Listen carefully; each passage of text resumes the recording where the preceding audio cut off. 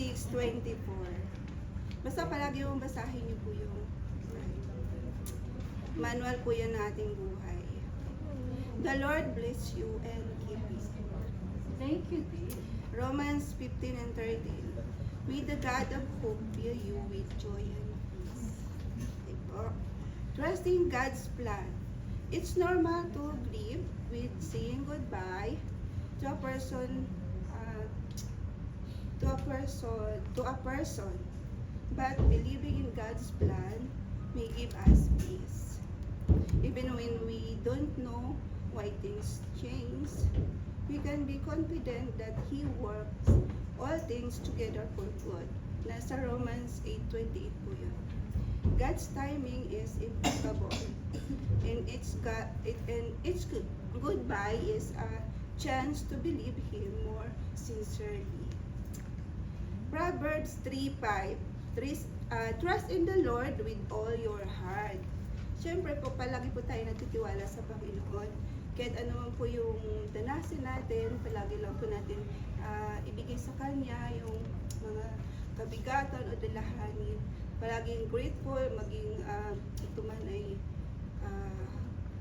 may kabutihan o kasamaan nangyayari, palaging grateful po tayo kay Lord. Tapos, Psalm 32:8. I will teach you the way you should go, sabi ni Lord. Diba? Basta palagi lang po tayo hingi sa Kanya ng wisdom and knowledge. Ituturo ko sa inyo kung paano nyo po mapagtatagumpayan ang bawat araw. Wherever life may additionally lead us, God accompanies us. Palagi po ang Panginoon na sa ating tabi. Hindi po siya nawawala. Directing our steps and filling our hearts with hope. Lagi po talaga may pag-asa sa Lord.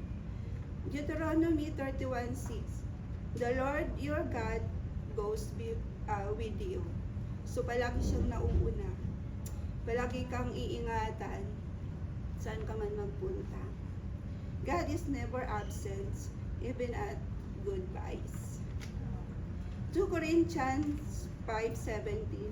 The old has gone, the new is here. Congratulations, ma'am.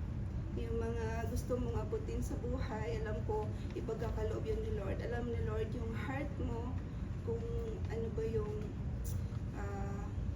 gusto mo, basta yung gagawin mo for all the glory of the Lord. Ayan. God reminds us it brings new beginning and renewal. Sige, mag-pray na po tayo. Heavenly